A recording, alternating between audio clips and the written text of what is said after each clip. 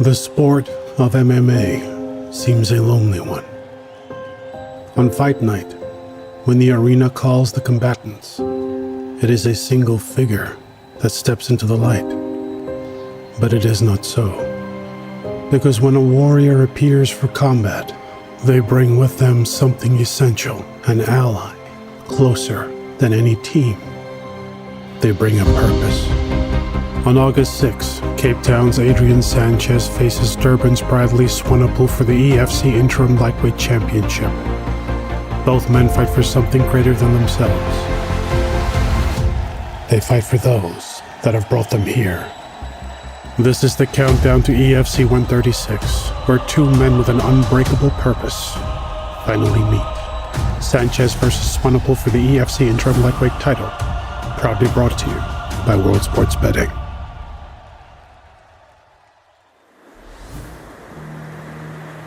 I had a pretty normal childhood.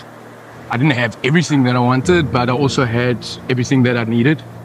Coming from quite a up and down family dynamic, my mom and her cancer throughout the years, I think that was pretty hard on me growing up, but I mean, it's something I had to learn to deal with very, very quickly. I think it's made me into who I am today. Adrian Sanchez is the EFC Interim Lightweight Champion. It is a title that has been earned via a journey without and within. I've always been involved in sport. I did gymnastics from the age of like 4 years old all the way to grade 8. From there I went into rugby. I did that for also a good couple of years. Eventually played province level. I didn't make the final team back in 2014, I think it was. And then I had a year's hiatus from sport. I was watching the movie Rocky. And I remember looking at the final scene with him and Apollo Creed, and I was just like, I want to feel what it feels like to be in the ring and have the crowd and, you know, the walkout. Certain he had discovered his calling, Sanchez went about making his dream real. The day after I decided to start training, I went and bought a pair of gloves, a boxing bag and a skipping rope. And I trained in the backyard for 3 weeks and then got the confidence to go and sign up at a gym. And then I trained like 4 months for my first amateur fight. Finished the guy in 58 seconds and I was like, this is what I want to do. Sanchez had the world before him. He made his EFC debut in April of 2019 and scored an immediate knockout victory. Oh, what a knockout! Like his hero, Balboa, he had heavy hands and it seemed he would go far. But thereafter, also like his hero, his career stalled and he slipped into a tailspin of win-loss, win-loss. A checkerboard of results for the Cape Town Matador. As his personal life fell into a spin also. I've had to restart my fighting career multiple times. One, COVID. Second one was having to go to America to restart it. Then only being able to stay there for 3 months and coming back to South Africa not having anything. Having to start from scratch again. Then having no gym to go to, no job, no money, having no idea where I was going to go, wanting to quit the sport, finding myself in a workshop and just waking up every day knowing that I was wasting this talent that I had. In the midst of these difficulties, once again, Sanchez had emulated his fictional inspiration. He had become a journeyman fighter, feared for his heavy hands, but not respected as a contender, limping from fight to fight. In that workshop, he reached a breaking point. I was just like, no, I can't let this happen. One day I woke up and I was just like, no, I got to give this one more shot. Joining a new team, Sanchez set up for one last run. Oh, it's a massive run by Sanchez. Good night, potentially. Is this fight over? It is. His victory was devastating, and the world wanted more. He was offered a fight in Dubai. Mikey was honest. Look, they're trying to use you as a feeder for this guy. He's a prospect for the UFC. He's going to go 10-0 if he beats you. So I was like, look, let me take my chance. I get to travel, I get to fight international, but it's also a good opportunity for me to display my skills, put my name on the map. It can put me on a projection to the top. Counted out by everyone but himself and his team, Sanchez entered the lion's den, the underdog. I wanted to show them that this is who I am. I represent South Africa. The bout began hard. He got me with a few shots, a few body shots. He rocked me once or twice. But that dog in me was like, I'm going to show this guy who I am. And suddenly, something changed in the man from Cape Town. Something clicked. And he knew no matter what happened, surrender was no option. When I connected with that knee, it was like this dumbfounded look on his face. And he kind of paused for a second and I saw the blood dripping and I was like, I got you now. His victory was sensational.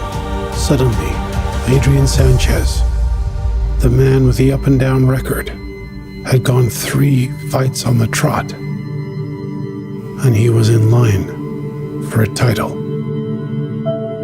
But elsewhere in South Africa, while Sanchez was preparing for the greatest fight of his life, his future opponent at EFC 136 was in the midst of his own hard journey to discover the unbreakable warrior within. I've been grown up into MMA.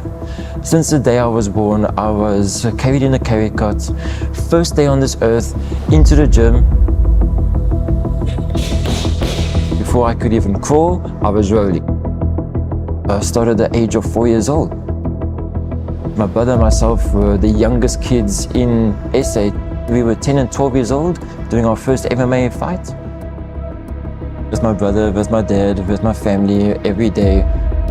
Immersed in purpose from his first memory, it was inevitable that Bradley Swanepoel entered the EFC hexagon. The first in his family to begin a campaign for a title that was the dream of father and son. He did so at EFC 81. Bradley Swanepoel. Of course, he is the 21-year-old son of one of the greater trainers here in EFC history in South Africa, Morné Swanepoel.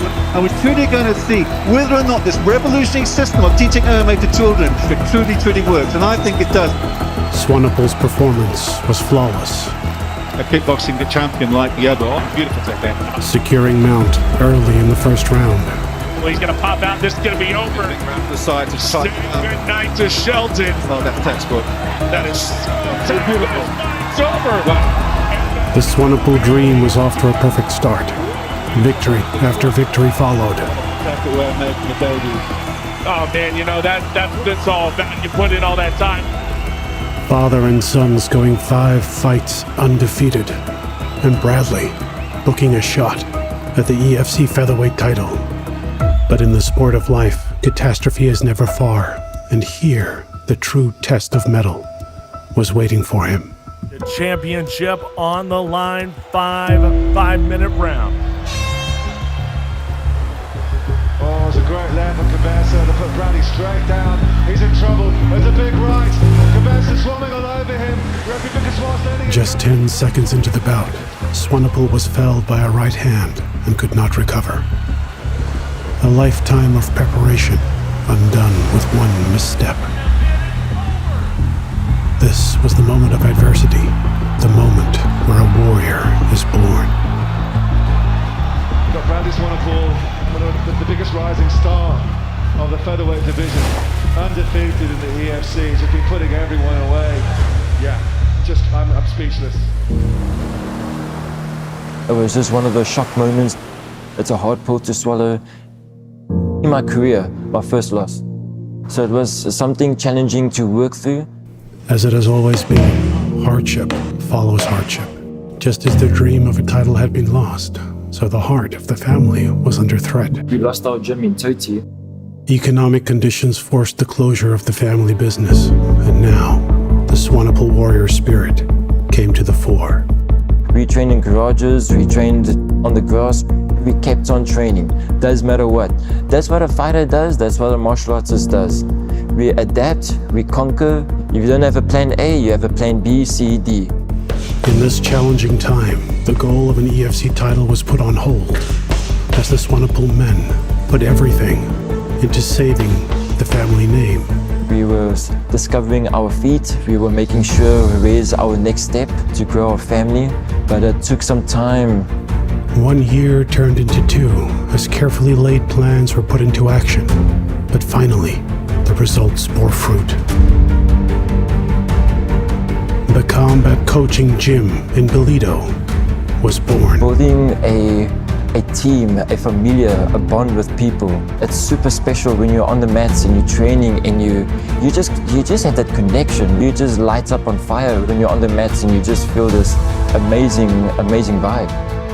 Finally, the Warriors were ready to return, and they did so in spectacular fashion. Once again, Bradley Swanepoel found himself at the place a lifetime of training had meant him to be, in line for the top. But whilst Swanepoel retreated to the gym to prepare for the title shot that he, his father, and his brother knew was coming, Adrian Sanchez was in the midst of the deepest calamity that would finally create the champion he is today. So yeah, we're at the Sanchez residence at my folks' place. Dad's got some stuff on the go there inside. We've got a fire going, ready for the bride. My mom, she's one of the big reasons why I push so hard in the sport. No, unfortunately, she can't be here with us today, but she would have loved to have had the camera here and, entertained everybody. My mother suffered with cancer for like 20 years, from the time I was like in grade 8, and closer to the end of her life, I asked her, I was like, Mom, what's something I can do for you before you pass away? And I thought she was like, take me to this place or buy me this or spoil me with that. And she said 2 things.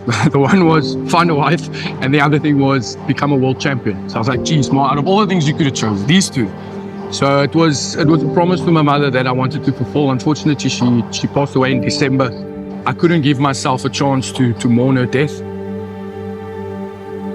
Sanchez could not grieve her passing because in March of 2026, the Knox Legacy Series hit Cape Town, and the man who had dreamed of a title for so long was given his opportunity. Interim lightweight title is on the line, and he is a Cape Townian. Sanchez entered the arena armed with the most powerful purpose of all, defending his mother's last wish and granting her the gift she had asked for. This is a hallmark moment for Adrian Sanchez. We'll see if he can make good on it. Over 5 rounds, Sanchez revealed the fighter he was always destined to be. A man with heavy hands, but more than that, much more. A man with a heart impossible to break.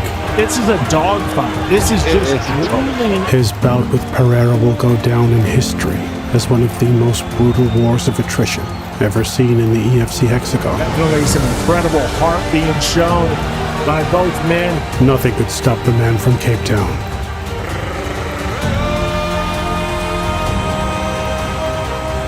Wife from Adrian. She's so proud from heaven to Adrian. She didn't make it to see this day, but I've told her every single time, Mom, I'm going to be a champion. And now I'm here. I got it. And I know she's smiling down for her. So that was for her. I love you, Adrian. I love you, babe. Against all odds, the boy who had once been inspired by fiction had made that dream real. The man with a heart as big as his punt, who has discovered a purpose that makes him unbreakable. On August 6, Sanchez and Swanepoel meet in the hexagon in a bout that pits family against family, dream against dream, and puts purpose in the driving seat, the force that has brought them this far. EFC 136, Sanchez versus Swanepoel for the interim EFC Lightweight title, August 6.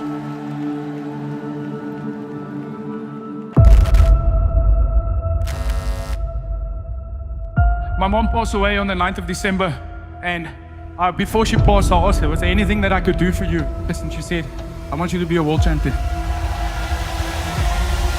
He was willing to give everything for this title tonight, and that's exactly what he did. 2 years old, he was on the mats in his father's gym. I've been watching this kid come with his dad to the shows, and his dad saying, wait till Bradley starts shining. And it's almost like he's spoken that into existence. At EFC 136, the interim lightweight title is on the line, and the men to contest it fight for the legacy of those that have brought them here. Mom, I got it. And I know she's smiling down for her. lightweight champion of the world. EFC 136, Sanchez versus Swanepoel for the EFC interim lightweight title, August 6.